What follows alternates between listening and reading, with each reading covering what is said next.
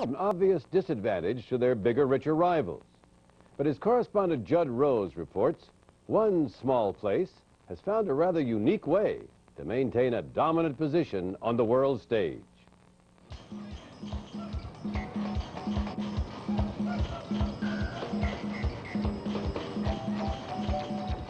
This is Caracas, the bustling capital of Venezuela. It usually bustles after dark, too. But one night a year, at 7 sharp, a busy downtown becomes a ghost town, as 90% of the country sits glued to their TV sets. The other 10% are at the El Poliedro Amphitheater, taking part in a yearly ritual that stops this country dead in its tracks. A religious revival meeting? Carnival? A Michael Jackson concert? No, not even the king of pop can top this. If it's September in Caracas, that can mean just one thing. The Miss Venezuela beauty pageant is about to begin.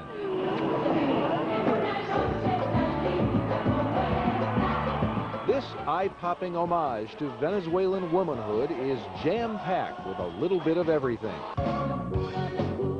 For 3 hours, this politically incorrect, over-the-top extravaganza makes the Miss America competition look like choir practice at your local church.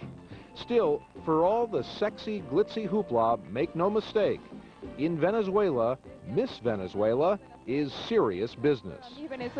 She represents the nation, very much like you would expect a soccer team to represent a nation.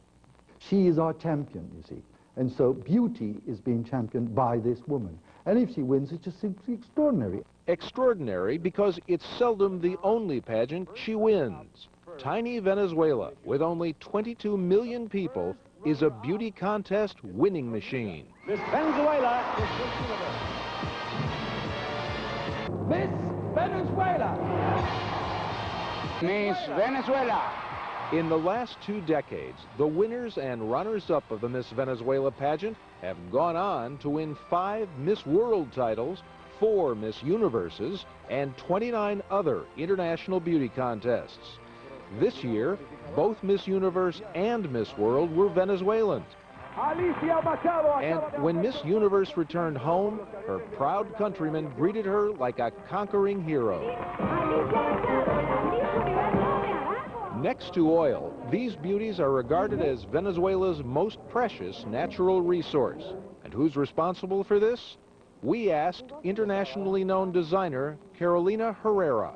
The talent that Osmel Sosa has to make those girls look even prettier than they are is unbelievable. He's the one who really does it. Osmel Sosa, the Don King of beauty. No doubt about it, Cuban-born Osmel Sosa remains the undisputed champ of the pageant world's heavyweight division. Under the watchful eye of South American liberator Simón Bolívar, he trains his women to fight the good fight. Of course, Bolívar only conquered South America. Osmel's conquered the world. But one thing about being champ, there's always someone waiting to steal your crown. Since it's a matter of national honor to win, if you don't win, is it a matter of national shame? The day that Miss Venezuela does not make the finals of the Miss World or Miss Universe pageants, that's the day I'm going to have one big heart attack. You better keep on winning. I'm preparing myself for that. Osmel Sosa has been president of the Miss Venezuela organization for the last 15 years, and the way he prepares is to leave nothing to chance. Forget state or local pageants. At open casting calls like this one, Osmel and his team handpick every candidate. If you're talent-free, no problem. There's no talent competition in the Miss Venezuela pageant. Why is that? Me estás complicando la vida. You're complicating my life.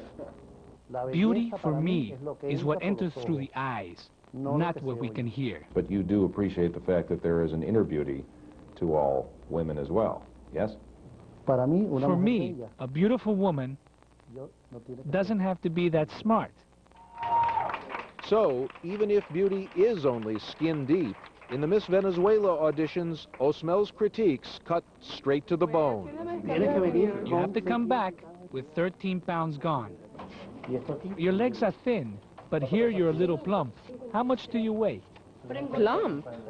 But there's often a lot more required than just dropping a few pounds. If Osmel doesn't like the nose, it goes. Nose jobs, breast jobs, tummy tucks, butt lifts, whatever he deems necessary.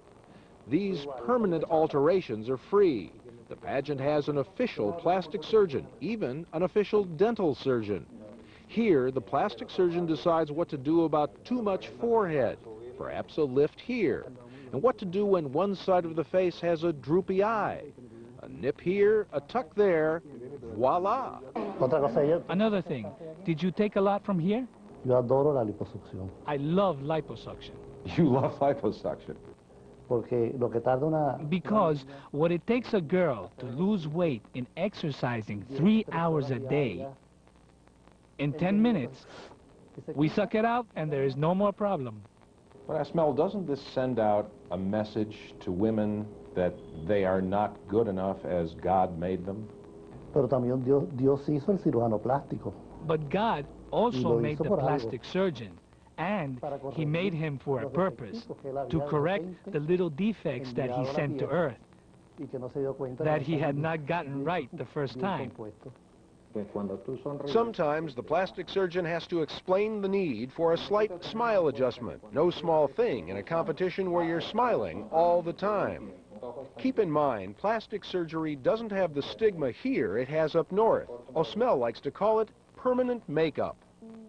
This contestant went through with her surgery, and 3 weeks later, when the bandages came off, she seemed pleased with the results. After the necessary alterations, it's on to Miss Venezuela headquarters, or as some here call it, the dollhouse. You might call this beauty queen boot camp.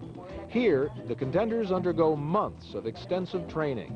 They're drilled in everything from posture and movement, to public speaking, to makeup application.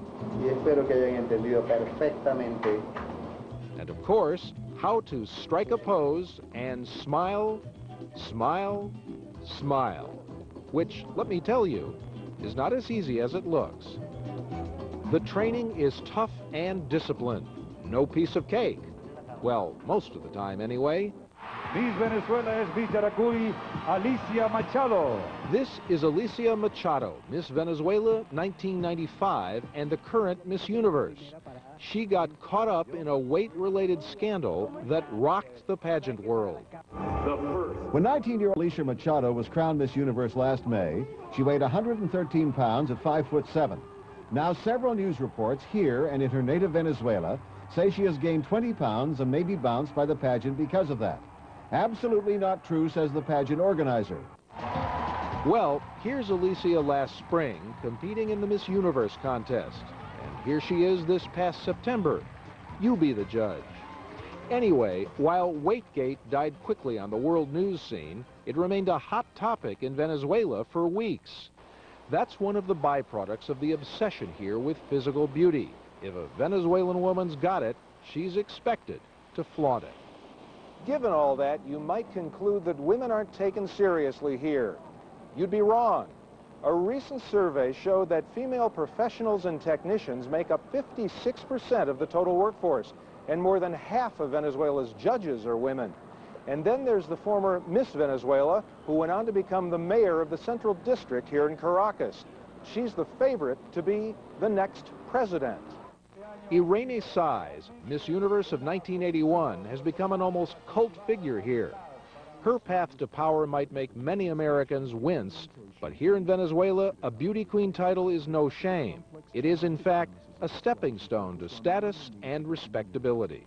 In America, feminists would complain that no matter where your beauty pageant winners go from the pageant, they started off being looked at and judged just because they're pretty. Well, unfortunately, that's the way it is. I don't believe in feminists. I have a phrase for the feminists. Do you want me to tell it to you? Yeah, I would love to. niñas, Young girls, stay at home reading and forget about this activity because it is not for you. Okay, it's not very enlightened from an American point of view. And yes, they make a lot of fuss over the type of event many of us consider an outdated relic. But they are not us. In America, we say any child can grow up to be president. But in Venezuela, every little girl grows up hoping to win the crown. And every year, the dream comes true. That's the beauty of it. No surprise, Venezuelans are among the highest per capita consumers of beauty care products in the world today.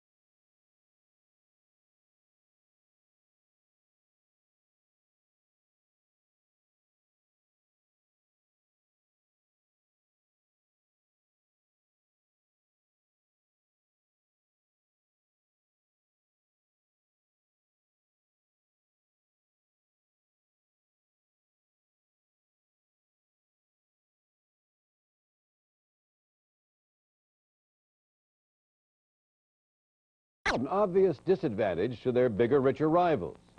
But as correspondent Judd Rose reports, one small place has found a rather unique way to maintain a dominant position on the world stage.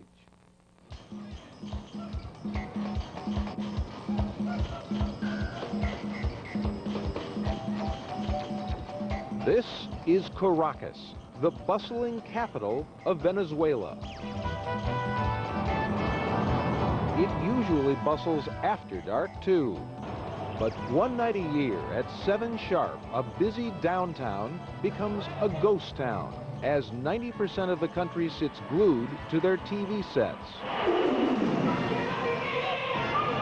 The other 10% are at the El Poliedro Amphitheater, taking part in a yearly ritual that's eye-popping homage to Venezuelan womanhood is jam-packed with a little bit of everything.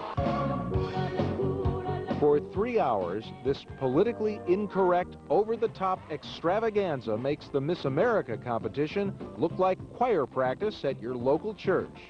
Still, for all the sexy, glitzy hoopla, make no mistake, In Venezuela, Miss Venezuela is serious business.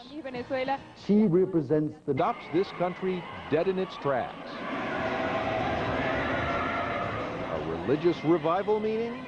Carnival? A Michael Jackson concert? No, not even the king of pop can top this. If it's September in Caracas, that can mean just one thing. The Miss Venezuela beauty pageant is about to begin.